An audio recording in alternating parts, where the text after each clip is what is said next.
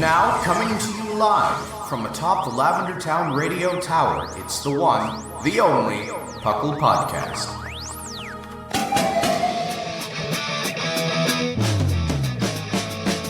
It's PUCL! PUCL! It's PUCL! PUCL! Pokemon Underground Champions League, oh yeah! PUCL! PUCL. And welcome to the 470th episode of the PUCL Podcast. I am your host, Trainer Thatch, here today with my spectacular wintry co-host. We've got the fluffiest Whimsicott, who is, in fact, wearing a funny winter hat. I believe that. And we've got the mountain man himself, Lynian. I'm not wearing a funny hat currently. I did take it off, but, I'm not wearing it now. I would like to welcome everybody to the PUCL Podcast. PUCL, of course, standing for the Pokemon Underground Champions League, a nonsensical name we came up with in 2007, where we talk everything Pokemon, from the video game to the trading card game to everything in between. Speaking of hats, I have a hat. I wear hats all the time. Well, I wear winter hats. I like I like ones with pom-poms on it, though. That absolutely sounds like a transition into a sales pitch. Like you're going to tell me about hatship.com. You should check out haveship.com. Use code PUCL at checkout. Is that even a website? I hope not. I don't want to send our listeners to a website that actually exists and we don't have a coupon code for. If it even sells hats and not something more sinister. Right? Like, it's hatship.com, but it's like where they ship hats. Like, this flat bill should really date this pom-pom hat. Oh, wow. Yeah. We're going now places. I kind of want that to exist now. Hatship.com. If you exist, you can hit us up. We'll do a sponsorship for you. All right. So things have been moving pretty well, I think, over here. We released the PUCL survey this week to the people on the Discord, and I mean, it was in the show notes last week, but I didn't talk about it. So I'm saying it now at the top of the show. If you have a few minutes, we would really appreciate if you would go ahead and fill out the PUCL survey. Tell us how we're doing. Tell us what we're doing wrong. Tell us what you think we should fix. Be mean. You can be mean. People are mean to me all the time. So you can absolutely be mean to me. I would just ask that you would go fill it out and send it back. I think what I'm trying to do is if we get 150 responses to it, PUCL will run an extra giveaway on the Discord server, probably around January 1st. I'm going to say around because I don't want to dedicate. I mean, right now, I think we're at like 60 some responses already. So, oh, that's good though. And it's been out for like 3 days to the public and announced to the public. So I would definitely recommend you go over and do that. Because like I said, if we get 150, we'll go ahead and we'll do an extra giveaway on the Discord server in addition to all of the advent calendar stuff. Cool. Yeah, I mean, I'm happy about it. I'm sure other people would be happy about it. I like going through the survey responses. It always ends up, if anything, sparking some ideas in me, because we do get a lot of responses where people obviously don't, like, they haven't thought of the logistics, which is fair, because they don't do this all the time like we do. Yeah. I do also want to, at the end of the month, like, do a thing where I go through the responses and, like, respond to them, I guess, to an extent, at least the more common ones, because I'd like to walk through the logic sometimes of why we don't do certain things that people want us to do. Yeah, that's fair. Just because I think it should be out there and just like pull back the curtain. I like being transparent. We're pretty transparent here. I would be more than happy to do that. So we'll probably do something like that at near the end of the year. I'll go through the survey responses we do have. And I do have to take out some of the joke ones that Orange put in though. He does it every year. They're just bad. They're just bad. Like I said, 150 responses. Go do it. We'll give out a free Pokemon if we get 150 responses. Unique responses, I'll say. Unique responses. Also, the ones that actually fill in the blanks for the short answer form. Those are the ones that we really do appreciate.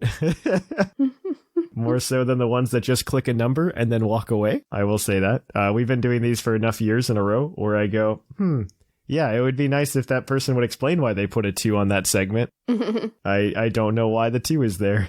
I would make it better if I knew what was wrong. So yeah, I appreciate it. That's Thatch's. Hey, we did a hatship.com advertisement followed up by a PUCL survey advertisement.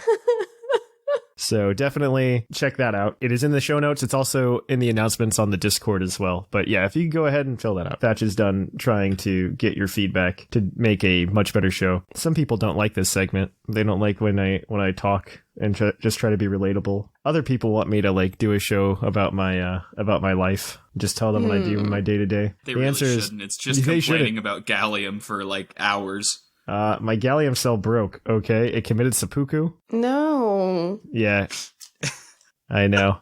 It broke, it committed seppuku, and it is now. If you want that, you literally just go to Discord. I feel like that's what you do. You just go to Discord and hang out in voice chat, and I'll talk to you about what's going on.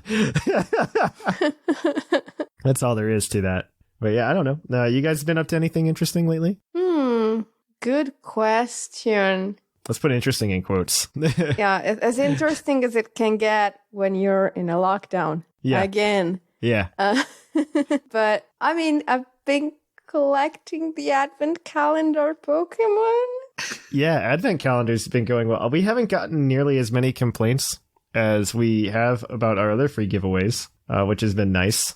It's something. I take that as an absolute win. And I'm saying that now, but it's going to happen like between now and like release of the episode. Yes. Somebody's going to come in and complain about some nonsense. I mean, there've been a couple minor complaints that I don't feel bad about. Like people complaining like, oh man, I can't believe I missed it, but I'm running everything for 2 days. So, I mean, is it really my fault? I mean, I understand that time is a very relative concept this year, but I mean, if It's an you're on advent any calendar. kind of electronic device, it tells you that it is December. So, Well, it goes like, hey, it's December, and we do an at everyone command. Turn those on if you haven't. We don't use them very often, which is unfortunate. Well, not unfortunate. It's good. I like that we don't use at everyone commands very much. yeah. I think people should go ahead and do that. Like, don't complain. Don't miss out. I mean, right now we're giving away Xerneas today. It's Saturday. Tomorrow's, well, I guess I can say it because it'll have already happened. I won't be spoiling it. Tomorrow, I believe, is... Oh, God, I already forgot. It's cool. I mean, you would have spoiled it for us. Well, it's Yveltal, so not very spoilery. Fair. Not very spoilery. It's just Yveltal. I mean, the next week is, I think, more exciting. Next weekend's got more exciting stuff. The week that's the most exciting is like the 21st to the 24th. That's the most exciting one. Well, I mean, that makes sense. Yeah, the last, like the 21st and the 24th, those last four are all really exciting. So don't miss it for those. I get something nice for my birthday. That's cool. You will. You will. I think the one that's on your birthday, you will absolutely enjoy. Yay! I can't wait now. I think you will actually enjoy it. So, I mean, I've been managing a bunch of bots distributing things this week. Not the bots that swarmed last night for all of you on the Discord. Yeah, That right? wasn't There were us. like 30 of them at once or something last night. Oh, it was insane. Yeah, that's fun. No worries. It's fine. We're just a bigger server. It happens. This is why we're not discoverable, by the way, on Discord. That's 100% the reason. I have to say, all this talk of bots invading, like, is getting more serious to me because I'm watching the Terminator movies, finally. So it's like, To be fair, I've never seen them. So, I've never seen them. They're And I'm okay. actually, like, good. No, you can absolutely tell me that they're good, and I'll believe you. It's just like one of those things like, do I need to commit my time to that? You know what I mean? I have to be a bot manager now, okay? Yeah. I don't have time for silly things. I totally understand that.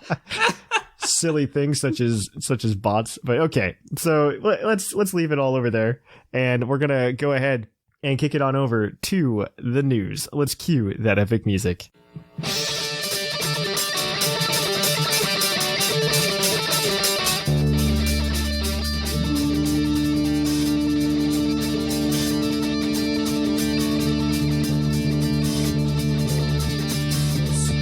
Coming to you live from the Lavender Town Radio Tower.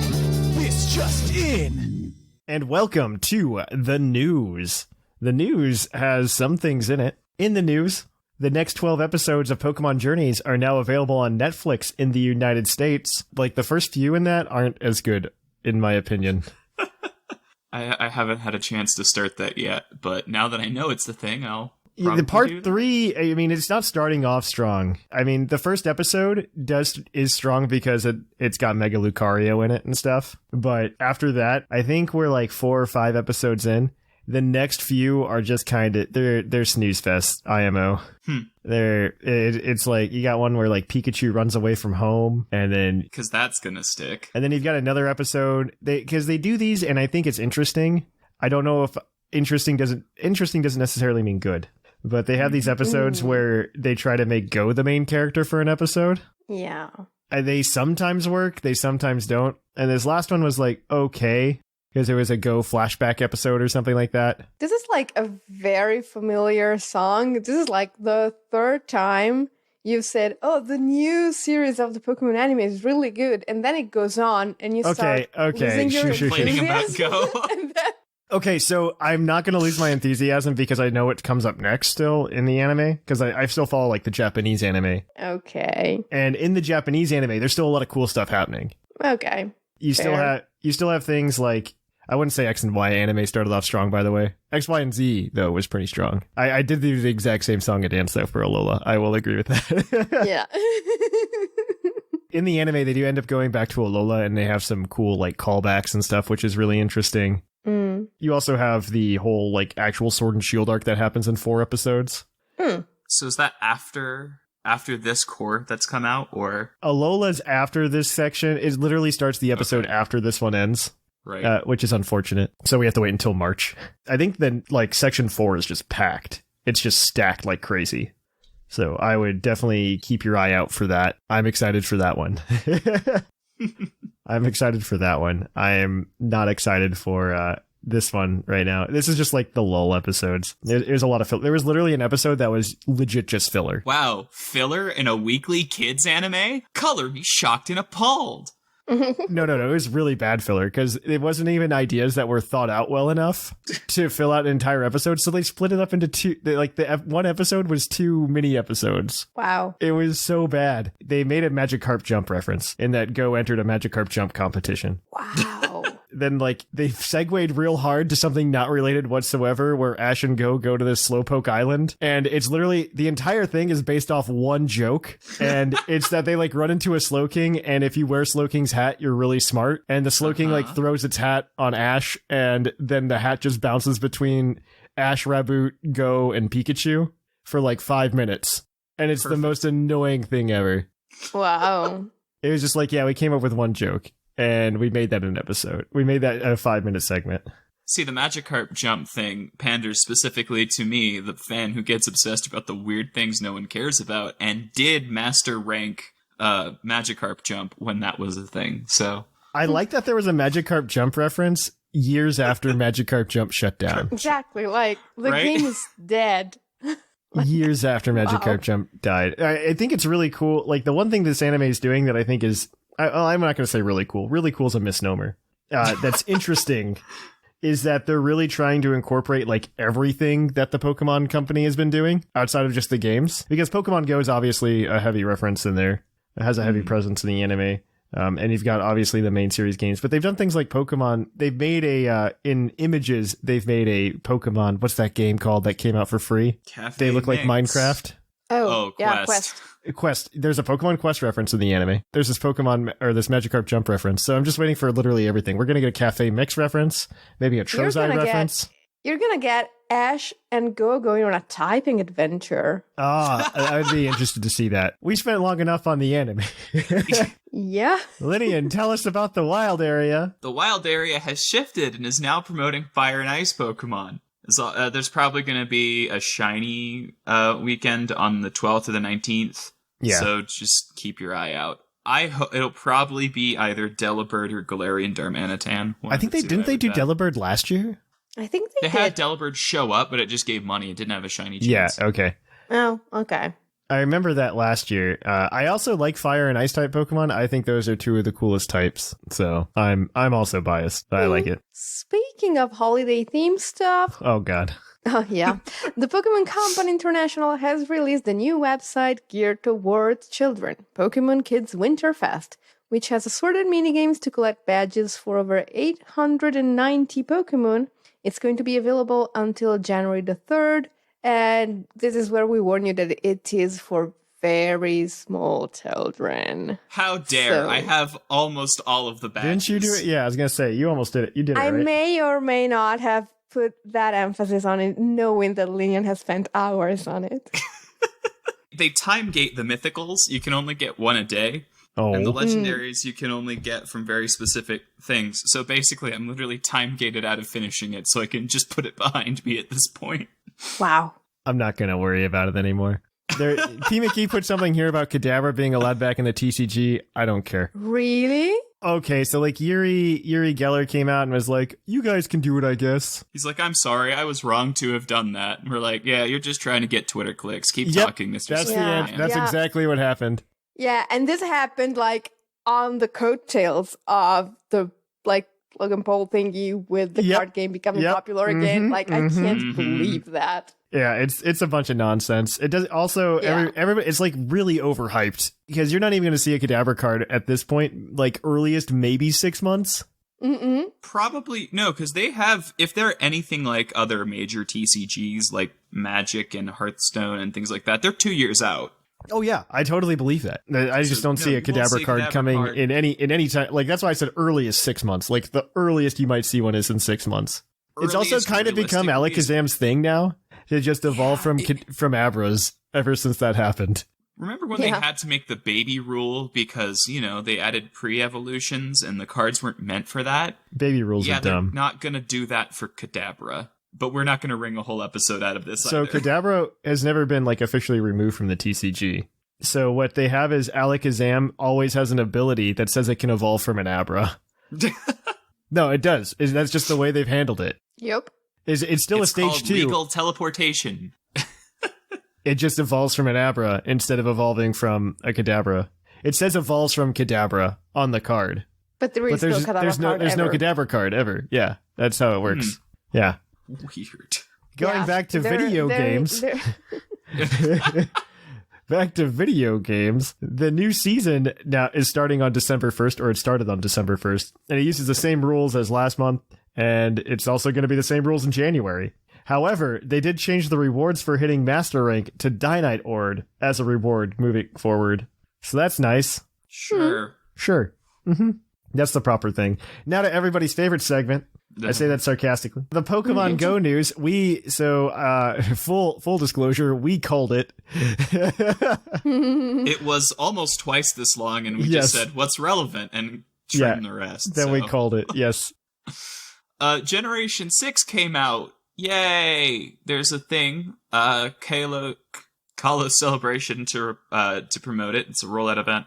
Currently, you can catch Chespin, Froakie, Bunnelby, Fennekin, Fletchling, Litleo, and Noibat, which has been turned into a 400 candy thing because, you know, up yours. Esper can occasionally be found in 10-kilometer eggs. You know, Esper, everyone's favorite Pokemon. It's also in raids. Or it was the other day. So they had to do something to make them hard, because there's only like 69 Pokemon in Gen 6. Yeah. So we got to make this last for a year, okay, Lynian? Various timed research goes in that ties in with the event, and they've upped capacity to 4,000. I like whenever they announce, like, I should say by they, I mean the Sylph Road and stuff like that. Like, oh, they raised maximum capacity to 4,000. And as a casual player, that means nothing to me, because that would mean I would have to dump that much money into the game to get that much expansion. Yep, nope. And that's just not happening. No. In other Pokemon Go news, for the month of December, the Breakthrough Research Reward will either be Galarian Darumaka or Lapras. That's nice. It's just random, I think, as well. Probably, yes. I'm a fan of both of those, though. I'm a fan of both. Yeah. I think if you've been... I mean, unless you don't have Lapras because you didn't play early, there's clearly a better one, but... But it can be shiny. I think that's part of it. And then also on top of that, you need to accommodate the new players. Oh, I don't think you shouldn't. I think Pokemon Go is going to have a huge problem in the nearish future with that if they don't accommodate new players. No one wants to be Pokemon Masters. No one wants to be Pokemon Masters. I am somewhat concerned the direction that Pokemon Go goes in like another year or two. I'm very concerned. Like as soon as Pokemon Go catches up to the generation, like the current generation, that's what I'm worried about Pokemon Go's future. All right. There's a community day in December, and as always, it's like the super extravaganza one where they don't come up with new ideas. They just give you all the old stuff.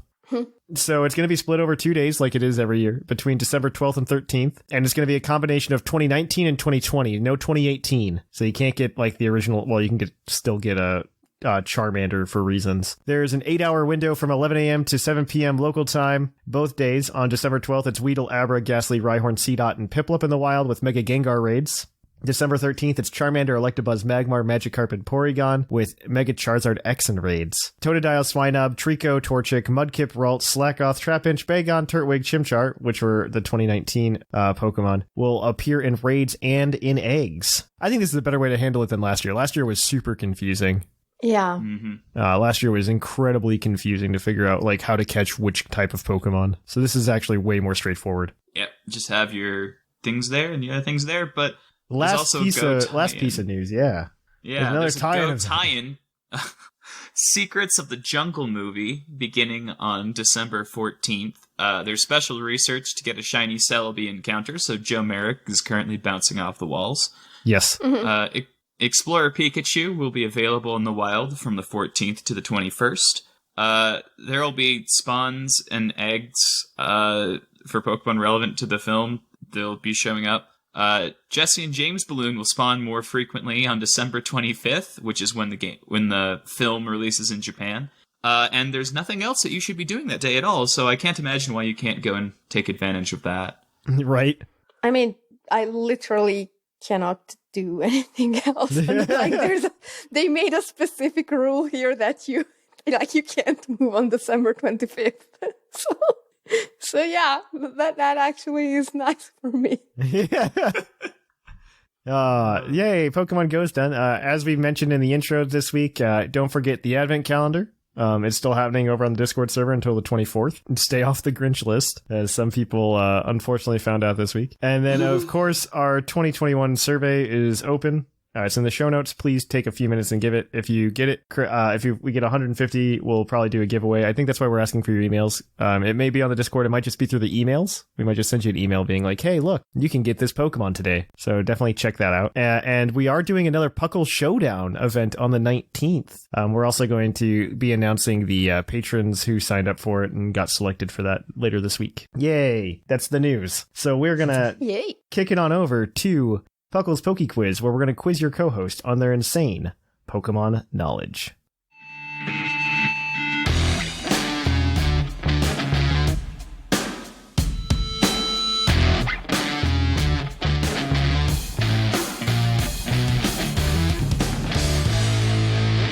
And welcome to the Poke Quiz, the part of the show where we're going to quiz Lynian and Whimsicott together as a team to answer 5 Pokemon-themed trivia questions from the Discord server that you, the fans, have submitted. I'm very excited for this. We'll see how it goes. They are competing with their fellow co-host in a race to 30 points. Whoever gets there first gets a $20 credit to PokemonCenter.com. Yay. Yay. Yay, indeed. Yay. This segment is brought to you by AnimeGravy.com, your one-stop shop for all your nerdy needs. You can check that out over at animegravy.com. They also have a coupon code for you, PokeQuiz, for 20% off any purchase you make over there. On that note, though, we've got 5 Pokemon-themed trivia questions for you guys to answer, all with various rules. You guys can all follow along. They can maybe get 8 points today. So we're going to see how it goes. Whimsicott might take the lead today, probably will, unless they do like really badly. So. Oh, now that you've said it, you've jinxed me. You need to get somehow 2 points to not take the lead. Okay, maybe we can do that. I feel good about 2 points. Yeah, if you get 2, you'll tie. Tie for first. Okay, that's fair. All right, our first question this week is going to be from Skullmane Banky. What is the only Pokemon that is neither normal or a fairy type able to have the ability Cute Charm? Ooh. Neither normal nor fairy, but gets Cute Charm. Dang, that's a surprisingly hard question. I'm going through all the things in my head. It's like Clefairy, no. Jigglypuff, no. Yeah, they're all fairy and normal. This Pokemon typically doesn't run Cute Charm. Well. What typically runs Cute Charm? Nothing. But I don't know if you'd ever run into one in the game that would have Cute Charm. Oh, like, is that a hidden ability? That makes it... No, I don't think it's a hidden ability. Let me double check. Okay, so I'm trying to think. So, like, the Pokemon that get it are all, like, aggressively cute? Yeah? Oh, it is a hidden ability, actually. Oh, wow. So I can't believe that's anything from Generation 6 on, because nothing that late would get Cute Charm as a hidden. That's amazing. Yeah, they tend to be a little more thought out. You would never run this. There are 2 way better abilities. Which actually tells us this Pokemon is somewhat usable and not something like a baby Pokemon. This is a really fascinating question. What is like stupid cute, but not a normal or fairy type? I don't like Smoochum doesn't. This is an evolved Pokemon. This is fully evolved. What? And Fully evolved. This is a fully evolved Pokemon, and it's the evolution before it. Most people would not consider cute or beautiful. Okay, is it Milotic? Sure, let's go with Milotic, I guess. Milotic is correct. Huh. It gets Marvel Skill and Competitive as its regular abilities, and its hidden ability is Cute Charm. Wow. It is not the only Pokemon with Cute Charm as a hidden ability. There is one other, and it is Stuffle. Oh. Stuffle gets it as a hidden ability. That's adorable. What does it become as Beware? Beware doesn't get it. Yeah, what does Beware get instead? Not Cute Charm, I'll tell you that much. Let's see. It gets Unnerve. Meh. Yeah, so both of them are bad. So that's 1 for 1 today. So our next question is going to be from / excluding Z moves and max moves. What is the only move to have its base power over 100 without being a multiple of 10? Without being a multiple of 10. Wow. So that means it's like ends in a 5, essentially. Huh. Okay, so... I don't know if you're going to get this. Liger picked out some good ones this week, though. And by good ones, you mean hard ones. That's what I meant by that, yes. Okay. Okay, so I'm just like going through my head, I'm like, no, 120? It's probably something that's got like a base 105 or something. Yeah, I was thinking 105 too. It's gonna be something relatively obscure. Because otherwise we'd know, you know? Yeah, unless it's something very new that I just haven't had a chance to use yet. In my head, I'm going over like Glastrier. No, that's 130. Only one Pokemon learns this via level up. I'm sure it's something silly. And it became a TM in Gen 8. Wow. Oh. The only thing I could, like, 95 is high horsepower. Yeah. I really have no clue, but I don't know if it's worth using the hint, because even with the hint, we might not get it. You'd get it with the hint. That's a whole thing in PTU. It ended up boosting the damage base, which made it very weird as a comparative. What is that move? It's the Sun one. The Sun one? Because they made it a TR. It's the physical Sun one. The physical Sun charge move. Sun charge. Oh, Leaf Blade. That Lurantis gets. No. Not Leaf Blade. Yeah, okay. What's that name? It's not Leaf Blade. It's... Okay. That's cool that neither of us remembers the name of a move. I think it's Solar Blade. Yes, Solar Blade. Solar Blade is correct. Wow. Solar Blade has a base power of 125. Good job, Lynian. I knew that because my PTU players will know how much I use Lurantis, but why? Why would they not just make it 120? Because you need that extra 5 base power. Sure. All right. This next one is your Pokedex entry question. I'm going to read you a Pokedex entry. If you get it correct, you get 2 points. If you're writing the struggle bus, I'll give you a second entry. If you get it upon the second entry, you'll get 1 point. If you don't get it on any of these, you get 0 points. Our Dex entry this week is from Enharmonia. Its Pokemon Shield entry states, these Pokemon of Galar are volatile in nature, and they won't allow people to ride on their backs. Who's that Pokemon? Galarian Rapidash, I'm pretty sure. Well, I don't see why not. Like, what else has a Galarian form that... You're riding the struggle bus today. Its Pokemon Leaf Green entry reads, when it targets an enemy, it charges furiously while whipping its body with its long tails. Oh, Tauros. Oh, because it was the ride thing. Oh. Yeah, Tauros. Tauros is correct. That's 1 point for you guys. You guys are 3 for 3. Our next question is your multiple choice answer question. There's so many answers here. On both of these questions. Mm-hmm. And somebody with the McGee meme name, I don't even know who this person is or if he's even real. All right. So this one's from G McGee. There are 10 answers to this question. Wow. I will give you a point for every 4. If you get all 10, you get 3 points. Okay. So, cool. What 10 Pokemon have 2 or more unique hold items that have an effect when that specific Pokemon is holding them? Farfetch'd? We're including Megastones and Z Crystals, by the way. Wait. Farfetch'd only has the leak, though. Oh, you mean more than... Wait. You need more than more than one. More than one. Okay, more than one. Okay. So one is Ditto. Yeah, Ditto, Clamperl, Charizard, Mewtwo. Mm-hmm. Yes, those are all correct. Does Chansey have more than Lucky Punch?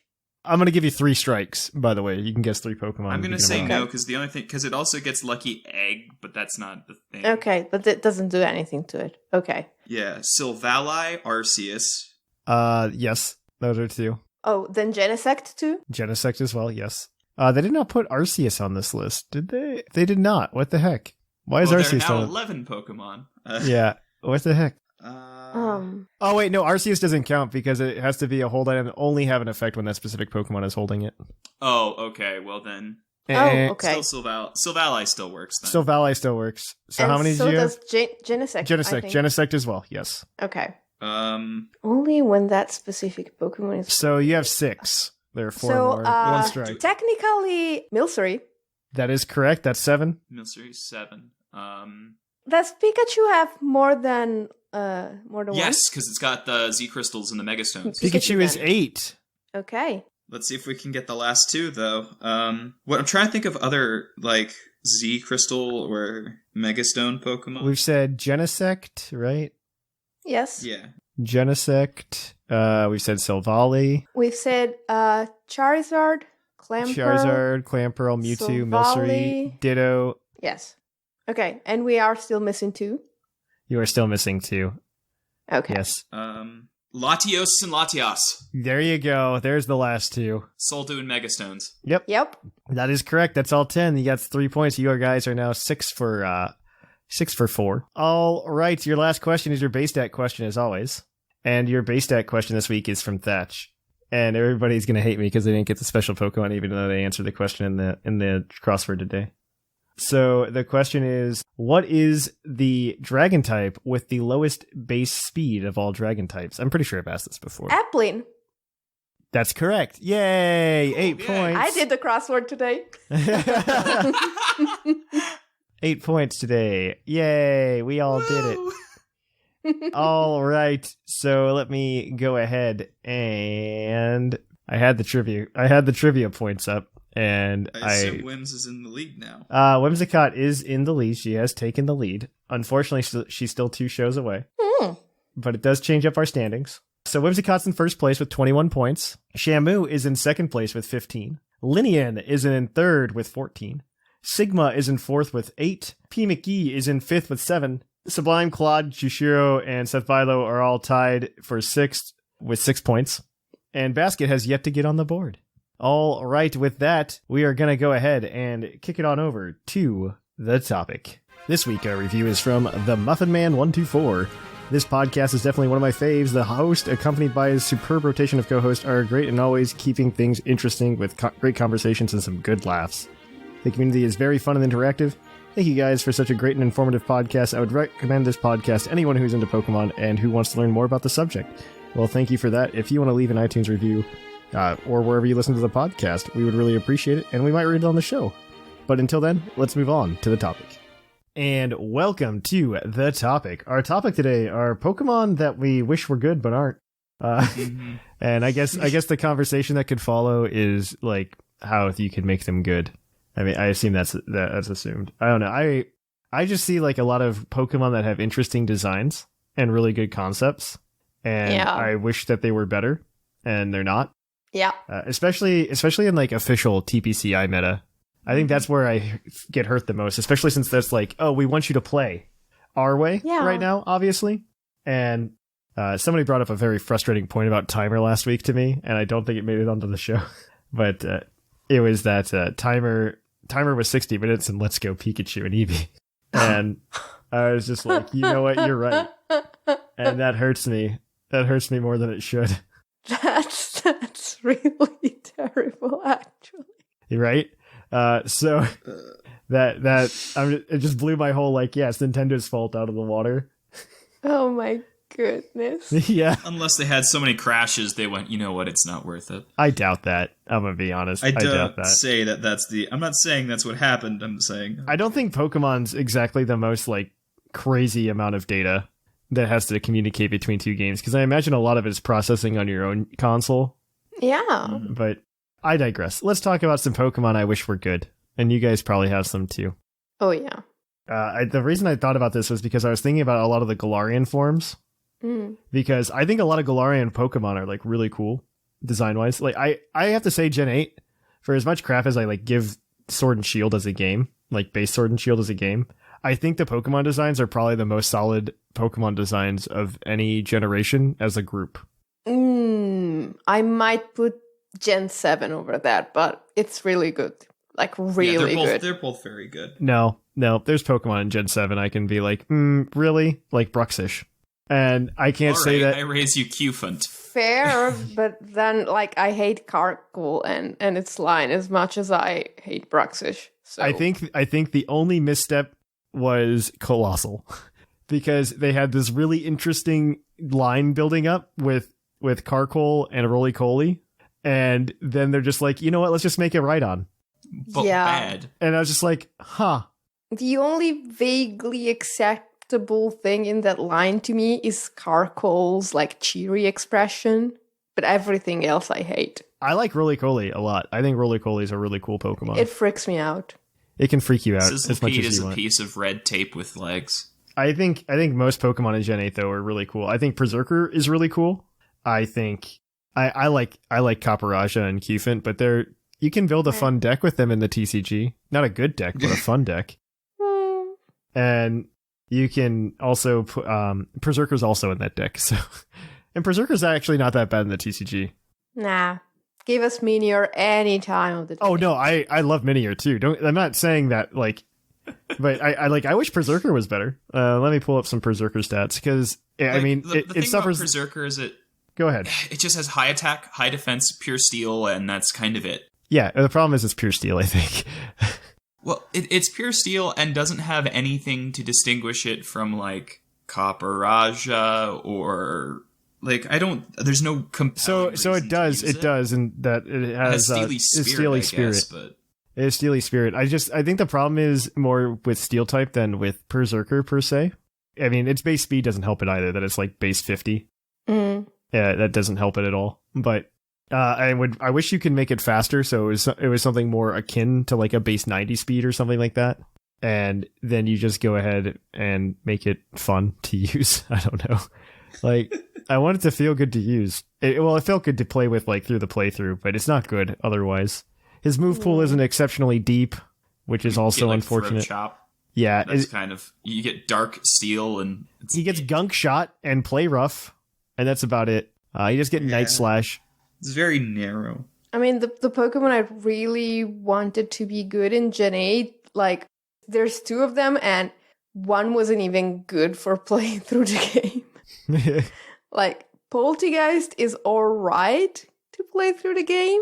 Like, competitively, you're obviously meant to use it as a Shell Smash Pokemon, but it doesn't even live long enough to do that. Like, it doesn't work. No. And the other one that I was incredibly excited about, especially since I love Volcarona so much, was Frostmoth. Oh, yeah. And it's just terrible. It is. Oh, it's so bad. Absolutely. How can something with Quiver Dance and Special Having be so bad? Like, it evolves from Snom. It looks good. It has a cool, unique typing, and it sucks. To be fair, its typing sucks. Yeah, but... Well, I mean, you could have given it something to, like, quite frankly, there are other Pokemon that have typings that in theory suck, but they make them work. So. Yeah, but not all of those have, what is it called? Ice as a type. Like, take a Alolan Ninetales. Like, it has something that makes it work. So I think if you look at pretty much any pure ice type, they kind of suck. And so you need to choose the right type to pair with ice to make it good. Which is not Bug. Which is not Bug. It's not Bug. There's only one good pure ice type, and it took them 8 generations and 2 expansion passes to be able to do. I thought you were talking about Ice Key for a second, but then I realized it was Glastrier, and the answer's still right. It's only good in Trick Room. Yeah, it is only good. No, actually, you can make it work other ways. Like, it's best in Trick Room. I've seen people speed swapping it, and then it just slaughters. Ooh, I like that. Yeah, it did take a while to get Spectre. Yeah, unfortunately, Frostmoth's typing's awful. If Yeah. we're talking just Gen 8, there was a certain pure ghost type I really like, but man, is it just completely unusable, and that is Cursula. Yeah, that is unusable.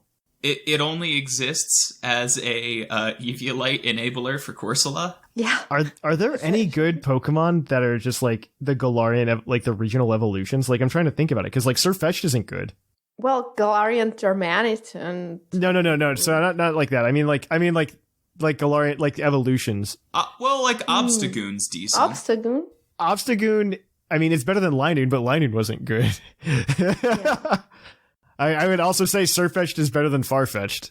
Yeah. I would say that, but Farfetch'd wasn't good either. Yeah. The thing that amazes me is how Cursula can be so bad despite having probably one of the deepest move pools I've ever seen. Yeah.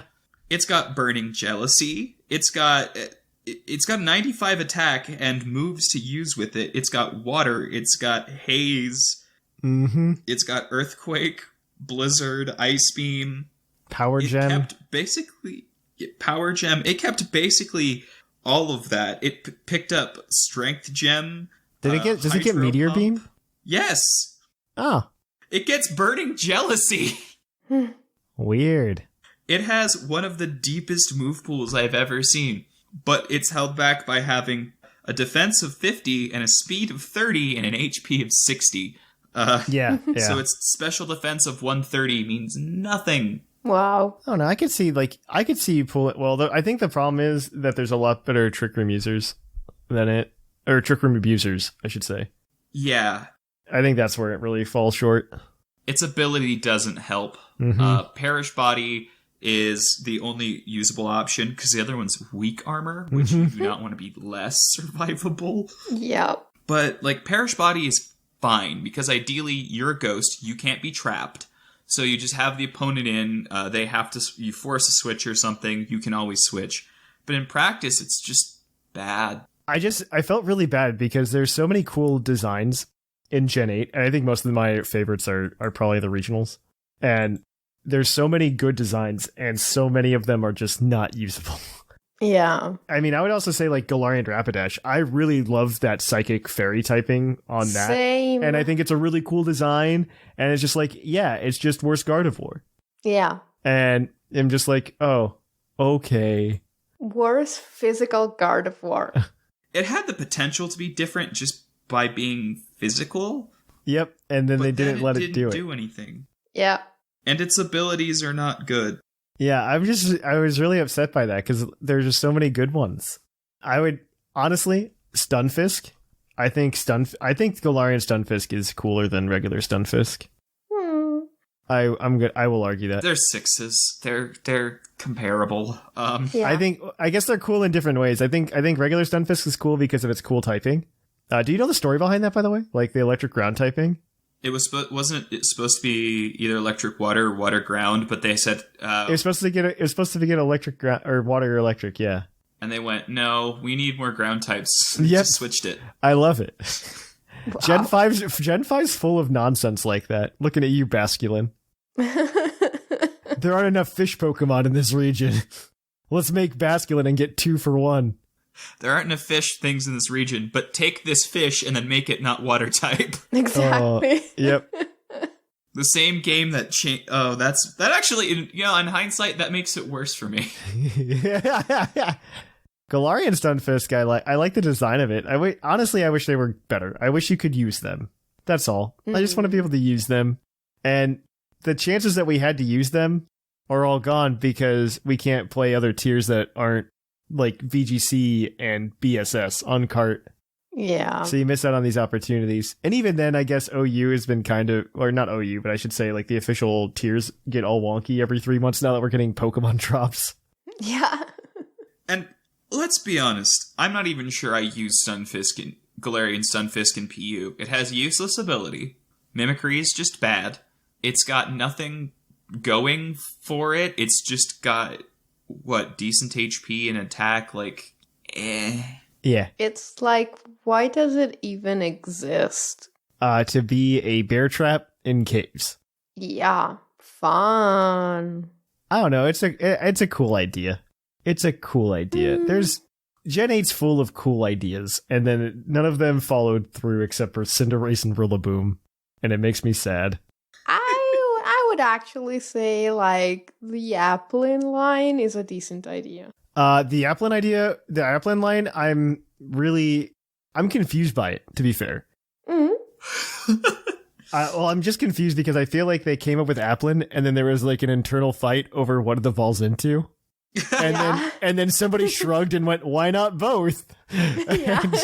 Yay! Lift it up. And on then the we shoulders. got both. Insert Road to El Dorado gif. Yes. Yeah, and they're just like, "Why not both?" And we got both. We got both Flapple, or not? Yeah, we got Flapple and oh my gosh, Appleton. Because I just think there was some internal dispute about what it evolves into. Could be. I mean, they're both like super adorable though. So. Oh yeah, no, they're I'm great. okay with that. I think they're great. I think it's really interesting and really cool. And I think Applin, I like the grass dragon typing just from a fan perspective, being like, yay, they did another type combo and it was only exclusive to a Mega before. I'm very excited about that. I also like it. Excuse like, me? conceptually. Alolan. Alolan Executor. Executor. Yeah, fine. But that's a poopy Pokemon. You hush. Another Pokemon that would be cool if it were more usable. Yeah. Like, Alolan Executor. it's so much fun. So Alolan Executor is like the perfect example to me of a Pokemon that shouldn't be good because it's good at being marketable already. That's kind of my thought process. Like, if your Pokemon's good at being marketable, it doesn't need to be good competitively. I think it's mostly because of where, in my personal experience, this is probably more selfish view than somewhere else. I already see these Pokemon in the marketing materials. I don't want to see them all the time in competitive. I cue the Charizard hate for that reason. Right? I guess that's fair, but what it means is that a lot of Pokemon are marketable because they're cute, and I want to play competitive with cute Pokemon, so the lack of overlap is not fun to me. You know?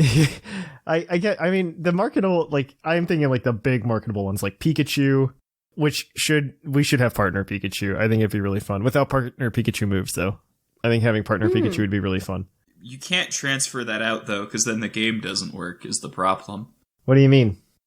You can't transfer it from Let's Go. Yeah, no. You can't, use anything. I agree with that. Not transferring it from Let's Go, but you could do something similar to like what they did with the G-Max Pikachu and the G-Max Eevee.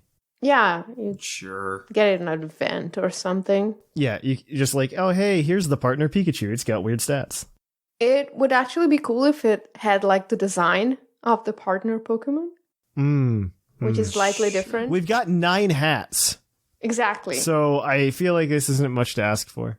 It's not much to ask Mostly, for.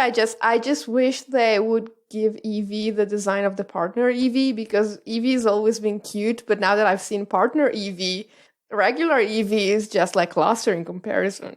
Those Pokemon and their G-Maxes make me think of another thing I wish was better. G-Maxing in general? Oh, yeah. I would argue that if you play VGC, a lot of G-Maxes find their footing. Sure. But even then, there's never a moment where, other than I think Lapras, where someone's gone, this Pokemon isn't useful, but hey, when it G-Maxes, it suddenly has an option that makes it worth pursuing. I don't think there's anything, I would argue Colossal for that. Actually, because like you don't run Colossal unless you're going to go big with it in VGC.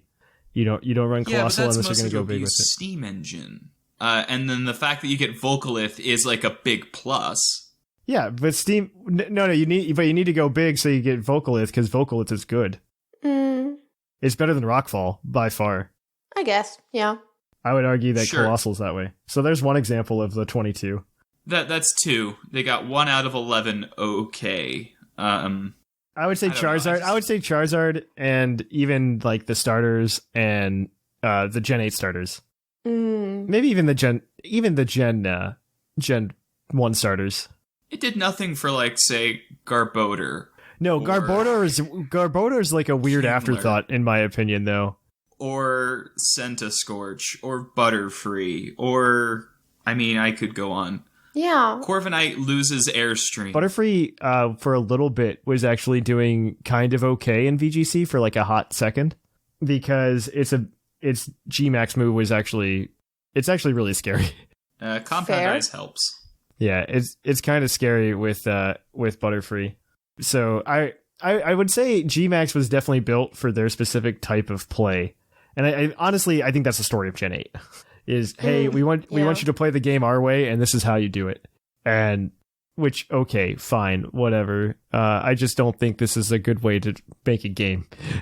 No. That's been going on for 25 years that people have adapted. Yeah, especially since like most of the Pokemon we've mentioned are not even good in VGC or even usable. Exactly, in VGC. right? Right. Yeah. Mhm. I don't disagree at all. It's just sad. Yeah, I agree. I mean, Appleton actually, I did use G-Max Flapple. Oh, G-Max Flapple was like goodish. Yeah. G-Max Tartness is actually good. It has synergy with Flapple itself, Yeah. Right. which is really interesting. I like that a lot. I mean, some of this is just going to be inevitable. If you have, almost 900 different things, Oh, yeah. some of them aren't going to be as good as others. You Oh, just yeah. can't make that. No, and that's fine. I don't know that Pokemon realizes that. I'll be completely honest.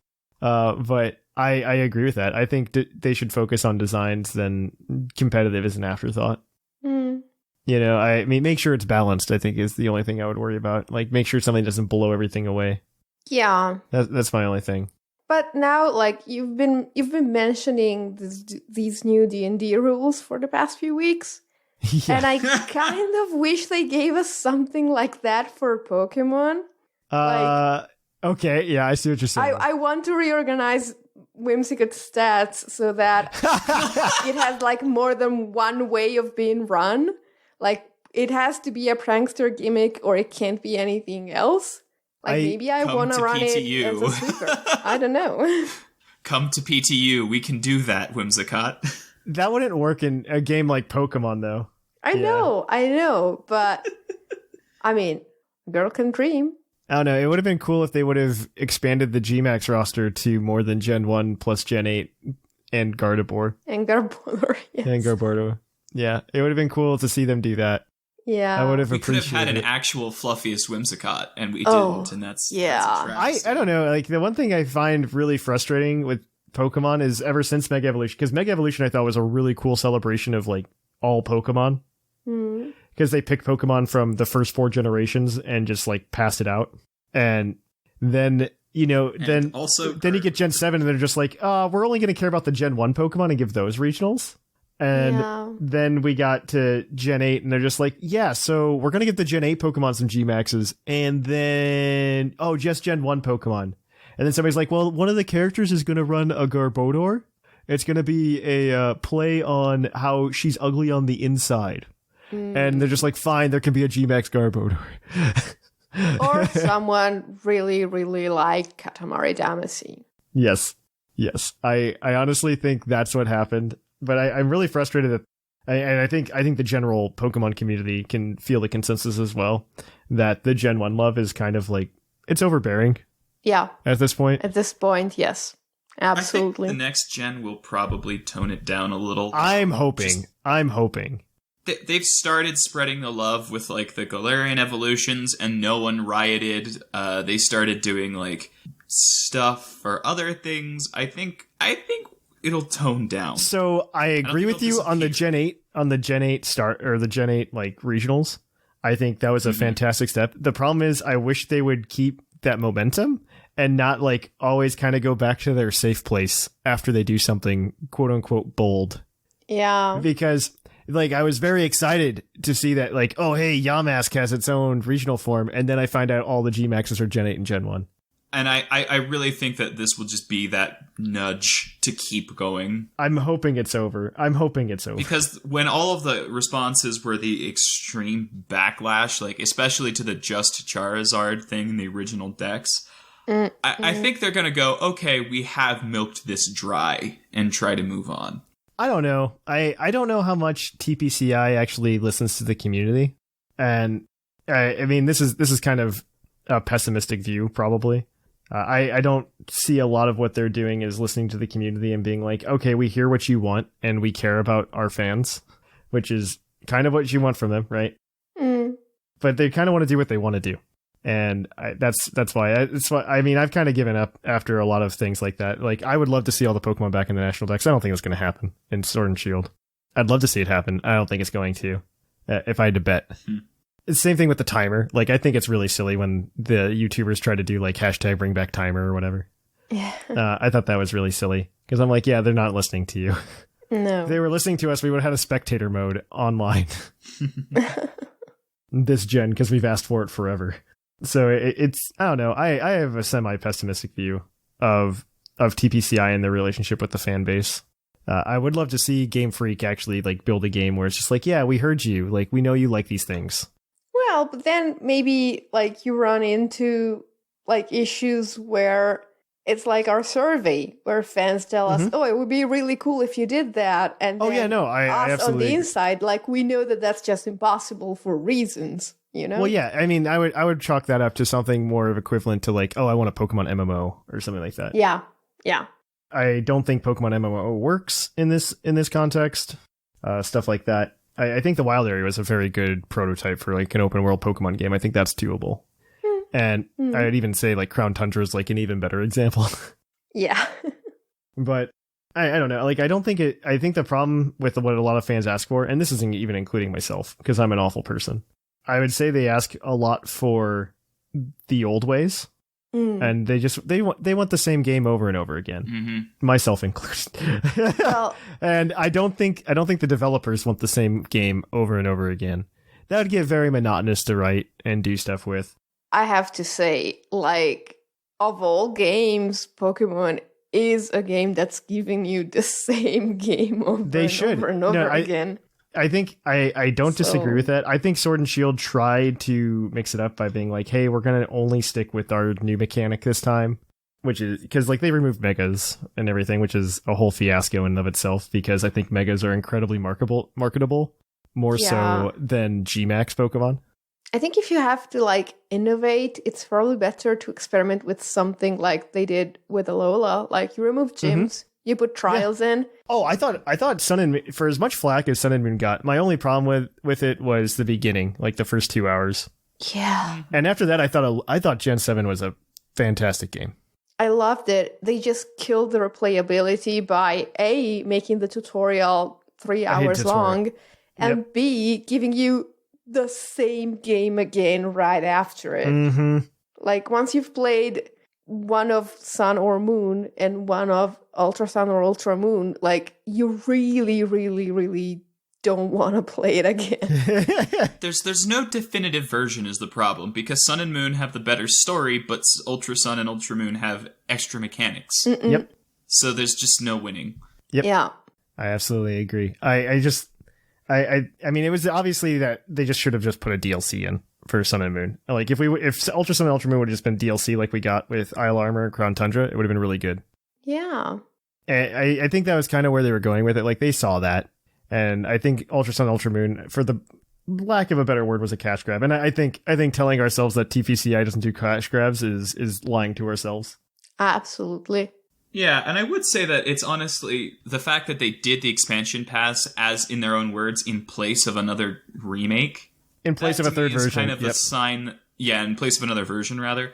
That's a sign that they at least understand their design limitations. Yes. So maybe we will see less I think it's more that they wanted a story that they didn't want to remake a story in a different light like they had been, like Yellow version and remaking, Crystal version and Emerald and so on and so forth, Platinum, where they just remade. I think they were done with that after Platinum, obviously, because we got the sequel in Gen 5. We got the sequel in Gen 5, which was really cool, but they didn't sell super well. Well, I think the problem there is that they tend to come to good ideas when the console they're on is dying. They have terrible timing. Like, I agree with. Well, I think the problem was Gen 5 in general, put bad taste in people's mouths for Black and White 2. But it did, but also they essentially announced X and Y before some people were done playing with Black and White 2. Yes, I agree with that though. That was going to happen regardless because of the release schedule.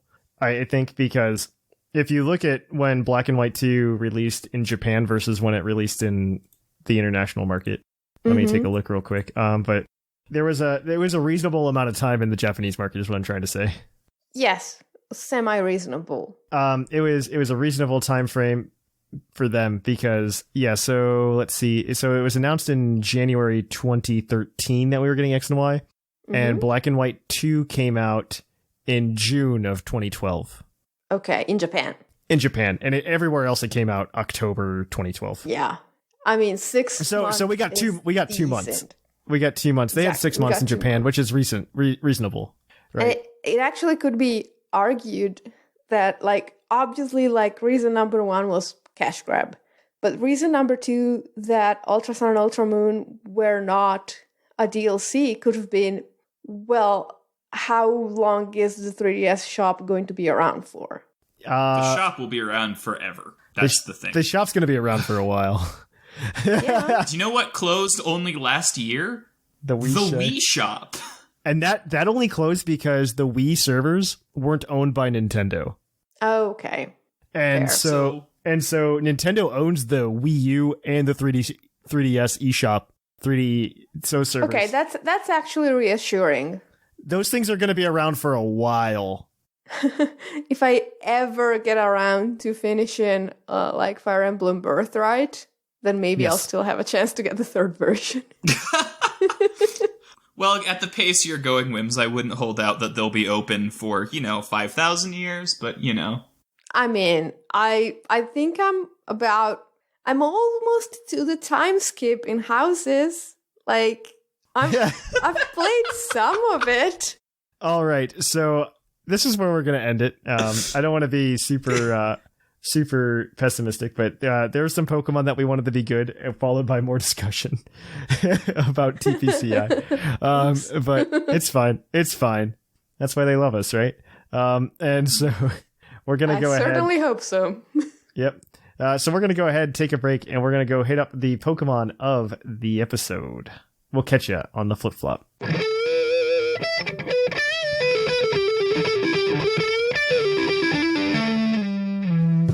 Episode.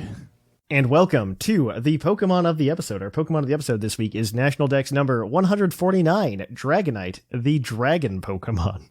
It's Let's Go Pikachu and Let's Go Eevee Pokedex entry says. It is said that this Pokemon lives somewhere in the sea and that it flies. However, these are only rumors. You heard it right, folks. The fact that it flies is only a rumor. Only a rumor. Which is really funny because it's actually a rewrite of the yellow entry, but the yellow entry doesn't make that mistake. It says that it's only a rumor that it lives in the sea. They added that mistake, and I find that hilarious. That is amazing. So Dragonite is an okay Pokemon because it's a dragon type. I'm going to say okay because its base speed's 80, if I'm not mistaken. Yes. Yep. He has a base attack, though, of 134, HP 91, special attack 100, special defense 100, defense 90. So he's a bulky boy, but he lost some speed, and speed's important. So that sucks to be Dragonite. Dragonite has historically been not great, though, in the history of Pokemon. He's been okay. It's been fine. Fine is the way I'd put it. It's nice though that he got the buff and inner focus. Inner Focus now no longer allows you to be intimidated if you have it. He did have multi-scale, which is typically what he used to run. And I think it's still what he runs now in OU. Yeah, in OU, you typically run heavy-duty boots because hazards are a thing. Yeah. And that's one thing I don't miss, by the way. Switching to like VGC and VSS, I don't miss that. Dragon Dance, Dual Wing Beat, Earthquake, and you can also run some combination of you pick one of like Extreme Speed, Fire Punch, Ice Punch, or Roost, and you just run Jolly or Adamant depending on what you want with multi-scale. He's he does all right in OU. He's okay. He's probably okay. I think Garchomp got like knocked down somewhere too. I don't know if Garchomp's an OU right now actually. Wow. No, he's an OU. Garchomp's an OU. But Dragonite probably is okay now because I know he got a boost because of Extreme Speed. Multi-scale definitely helped, but trying to make him better than something like Salamence never worked out too well. No. Like, they specifically made Salamence to be a better Dragonite, so... Yeah, kind of, yes. I wouldn't disagree with that if somebody brought it up. But he is also used in VGC 1% of the time. Typically with good Pokemon like Rillaboom. I like that. That implies like that Dragonite is not a good Pokemon itself. Like, I mean, it's not good in the VGC context because it doesn't do anything special. I mean, you're just running like Dual Wing Beat, Aqua Jet, Extreme Speed, Dragon Claw. Like, you're just running typical stuff. I mean, you could run Hurricane, I guess. But I don't know what role Dragonite specifically filling that you couldn't fill with another Pokemon better. fair. That's my biggest thing with Dragonite. I just don't think the Dragon typing is as good as it used to be. It's like they added a type to balance it or something. Yeah, no. Fairy type definitely... Gen 6 brought balance to the meta, okay? And then we since destroyed it. Sylveon used to be the chosen one. We need the sequel trilogy now, okay? But we need a good one. So let's Don't not hire even J.J. Abrams. Yeah, gosh, no. But we do have a team for you this week with Dragonite. It's a BSS team. I'm still somewhat confused by it, but we can go ahead. So we do have a Dragonite for it, and tell us about the Dragonite that they have in the BSS team. Yes. So this Dragonite has the ability Inner Focus, not multi-scale, because as we said, you don't want to be intimidated, and you don't need the bulk, because unlike you did in like OU in Generation 6, you're not going to be Dragon Dancing. You don't need to anymore. Well, even then, if you go big and you double your health, it's the same thing as multi-scaling, right? Exactly. So you're holding a Life Orb, you have max attack, max speed, and Adamant Nature, which is sufficient because your first move is Fly, and you're going to use it to max Airstream. And then you have Superpower, Thunder Punch, and Ice Punch. I wonder why they chose Fly instead of Dual Wing Beat. Because it's stronger, I think. Probably is stronger. I just want to know what the difference in the max Airstream power is. I totally believe you, though, that Dual Wing Beat... Oh, wow, there's not that many moves that turn into this. Okay, so this is way easier than I thought it would be. Dual Wing Beat is a base 130, and Fly is a base 130 as well. Okay, so maybe it's because you want to waste your opponent's last Dynamax turn by flying away. That's the only thing I can think of, is you want to burn Dynamax. I think it would be perfectly acceptable to also run Dual Wing Beat. To make the switch. Yeah. In that slot. Pop those sashes. Yeah. Yeah. I think Dual Wing Beat personally is the better play, but I could be wrong. Probably. But, okay, so this Dragonite comes with a little friend called Suicune. It's holding an Assault Vest. The ability is obviously Pressure. It has max HP, 116 defense, 12 special attack, 60 special defense, and 68 speed. Now, that is very specific, but this time we do know why that is. So, the speed is to outspeed Nihilego after hitting it with an Icy Wind. The bulk is to survive a Mimikyu's +2 max Starfall and Zapdos' max Lightning. And whatever is left goes into special attack. Yeah. It's got a bold nature, and its moveset is Scald, Icy Wind, Mirror Coat, which I love, and Sheer Cold for when you're just desperate. I've had that work more times than it should have, by the way. Like the Oko moves. 30% of the time works every time. Again, another thing, like from moving from this is like I'm piggybacking off of last week, from moving from the moving from like OU to the BSS play has been the OCO moves.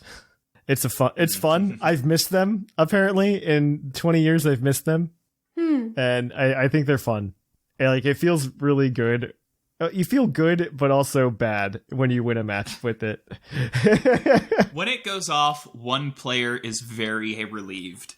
Yeah. It's just... One way or the other, whenever you use the move, one player somebody is relieved, yes. I guess I'll take... Oh, go ahead, Whimsicott. No, I just said that it's like... I understand having a win condition being like the same as a double protect chance-wise, but it feels a lot different when it's a 1 move. Like, it's a totally different feeling. All right, I'll take the Zapdos that we also have. This is a weakness policy Zapdos, regular Cantonian Zapdos, by the way. Static, 252 HP, 76 defense, 180 speed, timid nature, discharge, hurricane, charge, and roost. Charge? Come on. Okay. Charge? Yeah. It gets you +1 special defense. It gets you +1 special defense. That's what it gives you. Okay. So I would rather run like Heat Wave for coverage or something, but whatever. It's fine. So the Zapdos outspeeds base 90s with that 180.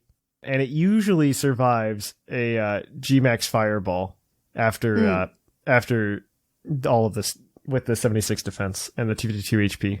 So that's what that's for.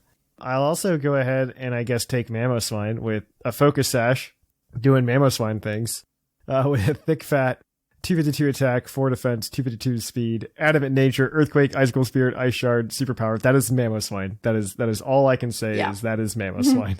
Yep. And you have left me the 2 walls. Yes. So the 2 walls. And a hard place. Yeah, Toxapex has a Black Sludge and Regenerator. It's got basically max HP, 220 defense, 4 special attack, 4 special defense, 28 speed. That 28 speed is to outspeed 0 speed Porygon 2s. It's got Haze, Scald, Baneful Bunker, and Recover. It's just a Toxapex. Porygon 2 has Eviolite with Trace, 252 HP, 12 defense, 252 special defense with a Sassy Nature. It's got Ice Beam. It's got Discharge. It's got Recover and Speed Swap. Speed Swap? To use on an enemy, I suppose? Yes, because you are incredibly slow. You're a 0 speed minus speed nature Porygon 2. Huh. Cute. So you just give something a terrible speed stat and then explode it with something in your backline. I don't know how much I like this, but that does sound funny. Yeah. Yeah, that's all right. I mean, it's so if you want to play this team on BSS, you can of course grab it from the PUCL server. You can go play it, have a good time, and tell us how much Dragonite has made you win games. And my answer is probably not that many. So I don't know. This team is weird to me. I'm not a big fan of it, but it might just be my playstyle. Yeah, I'm there with you. Like, I see how Dragonite works. I honestly don't see the Zapdos. Or even the Suicune. It's whatever. It's fine. Whatever, Pokemon. It's fine. So on that note, though, we are going to kick it on over to the mailbag. It's mail time! Send in your emails! Mail! And welcome to the mailbag. The mailbag, as always, is brought to you by the fictional energy drink Green Tauros, the energy drink that gives you hooves. Hooves! And as always, we will give out the Green Taurus badge if your email sparks conversation. So we're going to go ahead and get to it. But this segment is the segment where you can just email us at puclpodcast@gmail.com about anything, whether that be questions that you would like answers to, or literally anything. Or we typically have a prompt just to help you guys write emails. We typically don't just read emails that are about the prompt if we get them. So if you have a good story or something you want to share it with us. We're more than happy to read it. So our first email this week is going to be from Blackberry. He sent an email in before last show came out, but after it was recorded, as there was a big gap last week. So this one says, "Hi, I'm Blackberry in the Discord. I just want to let you guys know I love the podcast. I listen to it every day during work when I'm doing dishes. Every day. Are you going backwards, man? I hope not." I mean, even if he is, like, he has, like, a solid couple of months of decent content. No, that's true. There's definitely, I would say episode, like, 1 16 on. It's probably fine. So I've learned so much through you guys in terms of competitive, and it's really helped me come up with great ideas for my own team. A friend of mine and I just got back into Pokemon a few months ago, and we never battled each other. We decided we'd wait to have this grandiose best of 4 series. I lost 4-0 and was totally heartbroken. Aww. Oh, womp womp. On the bright side, we have a ranking, in quotes, system of our group of friends, and I'm in second place, only behind him. How big is your group of friends? Is it only 2? Because then second place isn't great. That's shady, Thatch. That's mean. That's mean. I'm sorry. But I want to know if it's like, hey, I got second out of like 3, or I got second out of like 7. You know? There's a difference there. I've been second in all of those scenarios before. So I almost lost interest in Pokemon again, but I listened to your podcast that week and immediately changed my mind. Thank you guys for everything you do. P.S. I watched your documentary on YouTube, and it was nice to put faces to names. Oh, well, thank you. That's nice. Wow, this email is adorable. We should do another one. When we can. Because at some point, yes, not during COVID, but yeah. We should do another one at some point. I think it would be good. If we did another one, I would like it where we could get all of the co-hosts on it in some shape or form. Yeah. I would like to do it that way. Hey, Ash. Yeah. Can Ash interview himself? Like him, I want just a shot of him asking himself questions. Wow. I think it would be great. All right, but thank you for that one, Blackberry. Our next email this week is going to be from Mega Flygon. Okay, I've got this one. Hey, Thatch, and all of you mighty fine co-hosts scattered around this wide world. Well, hello to you. How are the small group of those selected to be on this week's show doing? Living. Was I selected or not? I don't think. Okay, to be fair, you guys weren't selected. You signed up. We selected ourselves. I answer to a higher authority. I only go on the PUCL podcast when a perfect sunbeam descends on my face and tells me to sign up. Okay, so like let's unveil like how the sausage is made, just like a little bit. Mm-hmm. And the co-hosts sign up to be on the show when it's convenient for them.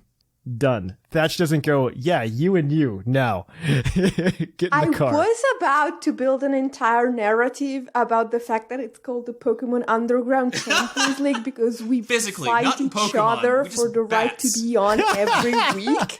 No. We don't fight each other at Pokemon. First rule of PUCL, for that. talk about No. You ruined it. Anyway, I would like to start this email by saying 2 things.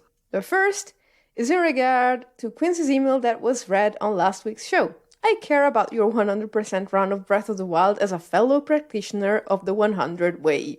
And I would like Zelda but Pokemon as well. Pokemon Insurgence is a wonderful game and I am on your side, especially with the part about Mega Flygon. Although sadly I do agree with Thatch in that this will never happen. The second thing that I would like to discuss is that I have not yet received the Green Taurus badge. Oopsie. Who's to blame here? I guess he's not going to get the Green Taurus badge. Since this is apparently the best way to let you guys know it's not. It's not. I've decided to put out there right at the beginning. No, it's not. It's a Discord thing. Yep. As for the topic of how Gen 8 changes competitive, I've felt that Gen 8 has mostly made competitive more easy to approach, and has greatly streamlined and quickened the previously arduous task of building a competitive team. Key Pokemon that make up the cores of your team can be found or bred, caught, EV and IV trained, and then bottle capped if necessary in as little as a few hours. Although this may seem like a good deal of time, if you go back to an older gen, especially 3 to 5, the difference in time is easily perceptible, by which he means it's huge. Gen 3 to 5? Oh my gosh. Wow. I don't miss those days. The introduction of ability capsules and patches make getting the desired ability easy, and the method of obtaining them isn't too draining or boring, especially in the case of Dynamax Adventures, which are extremely entertaining. I remember back breeding in Gen 4, and it was a big deal that the power item started working in Heart Gold, Soul Silver. Yeah. To pass down IVs. That was such a big deal. There's a reason there's two reasons that I never bred before Gen 6. And one of them was that I had no one to play with competitively anyway. But the other one was that I feel like ain't nobody got time for that. Yeah, I don't disagree. I remember doing it in Gen 4 before the power items, like with Diamond and Pearl. And you weren't really breeding for IVs at that point, because to get anything more than like a couple perfect was just nutsos to consider. And so you would literally just be like, dude, are they all above 25? And you would just be like, good enough. Yeah. I feel as though TPCI as a whole has been moving forward to streamlining the whole system of breeding, EV and IV training, and getting free correct nature and ability ever since Gen 6. True. They seem to want more people to be able to participate in their events, which makes for a healthy season of VGC and other forms of competitive battling such as Mogon or BSS. To be fair, they want that, but they want more people to be able to participate in their events without cheating. That's the thing, I think. I think that's it. So that they essentially want to get rid of the need to cheat. And rusted bottle cap is, I think, the only thing. Like a 0 IV marker is all we're ever missing at this point. Yeah. And because then it's pointless to hack. Yes. I shouldn't say pointless, because it's still a little tiny bit faster, but not much. Yeah, not much. Well, that's all for this week, and I'm sorry about the long email, although it isn't as long as some of Whimsicott's email. Oh, now I know why you had me read this. Catch you guys on the flip-flop, Mega Flygon over and out. No, I think I still hold the record for an email that was actually read on the show. Yeah, I don't disagree. It's just your eternal penance. It's fine. It's your eternal penance. It's good practice for my pronunciation. Oh, well, thank you for that one, Mega Flygon. This next one is going to be from MOMO. MOMO writes in saying, "Hey guys, I've been a Pokemon fan since Gen 1, but I've only started playing competitive this year. So there's not much I can say about how it has changed per se, but I can definitely make a few comments. It felt so much less intimidating getting into the scene without the legends running around in Series 5. As I struggle getting past the lore of the legends, how is it that every competitive player can have some of these mons? It doesn't make sense. Yeah, we have squirrel turtles that can shoot water out of their mouth, but the fact there are two dogs with swords is the problem." No. He's saying that every single one of us has a Suicune, and it's supposed to be a legendary Pokemon. Like, he's complaining about the internal consistency of the lore. Yeah. Of like 10 players taking place in a tournament, and they all have Suicune.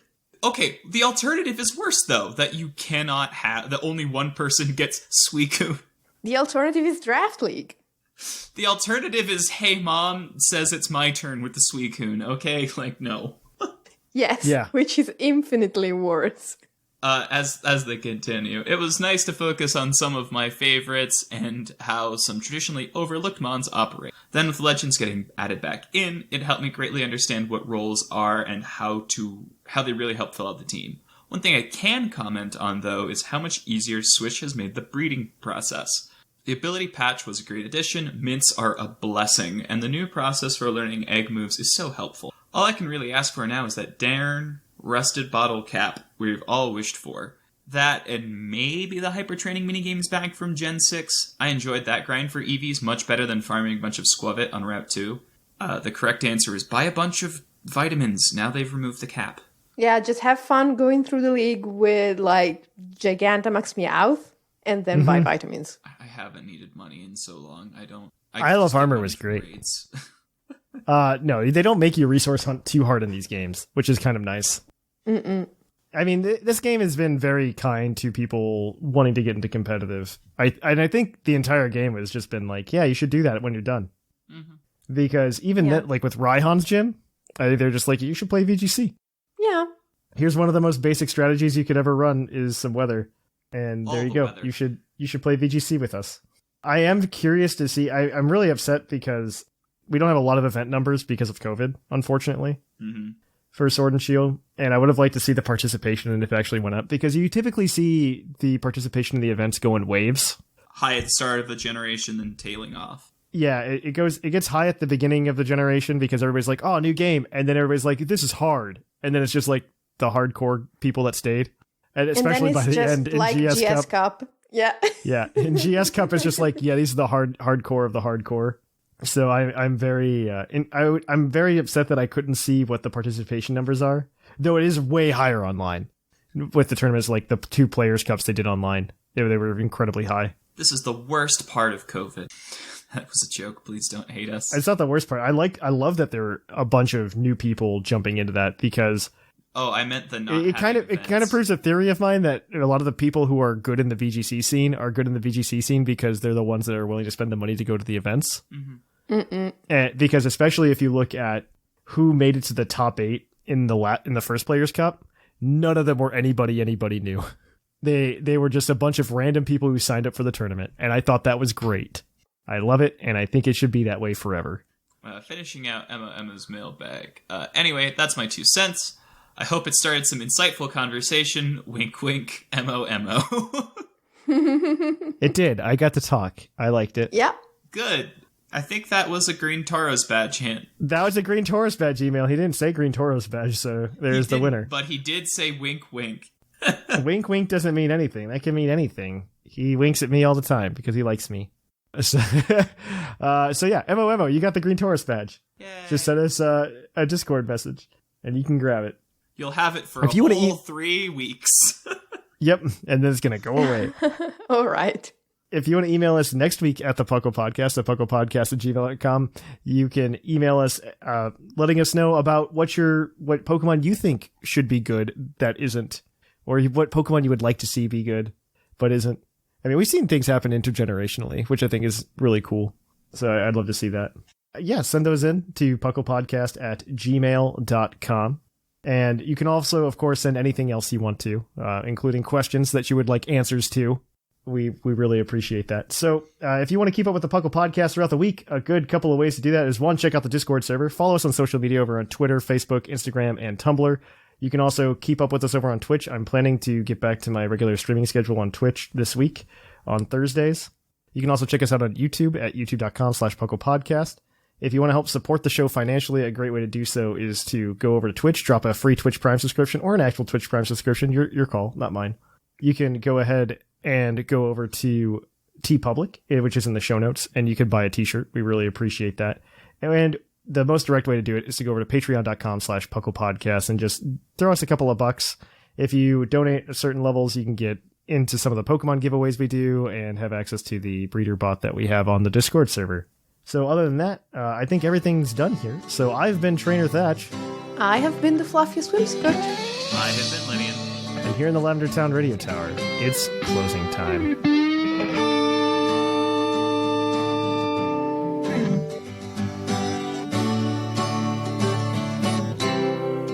It's closing time in Lavender Town. Time to say our goodbye.